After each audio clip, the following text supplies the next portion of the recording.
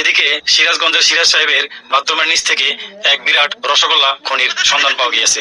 তিনি ধারণা করেছেন এই রসগোল্লা দিয়ে দেশের খাদ্য চাহিদা মেটানো ও বিদেশে রপ্তানি করে বৈদেশিক ইট বালু আমদানি করা সম্ভব হবে। আগামীকাল খালেদা জিয়া শেখ হাসিনাকে ঘুষি মেরে 2 রান করেন। পাল্টা জবাবে শেখ হাসিনা খালেদা জিয়াকে ঘুষি মেরে বোল্ড আউট হয়ে সেমিনার ফিরে যান। পাশের এক হোটেলে 4 জন কারিগর সিঙ্গারা বানাতে যেয়ে হঠাৎ একটি সিঙ্গারা বাস্ট হয়ে যায়। এতে 6 জন কারিগর নিহত এবং 4 জন আহত। আহতদের জয়ন্তপুর শ্মশানে ভর্তি করা হয় এবং নিহতদের টঙ্গী সরকারি কলেজে দাফন করা হয়। এদিকে সাভার ব্রিজের নিচ থেকে একটি শিয়াল একটি মুরগিকে ধরে পানির নিচে চলে যায়।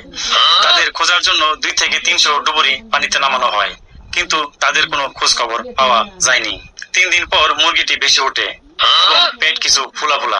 জানা যায় মুরগিটির পেটে 2 থেকে 3টি চাউল ছিল।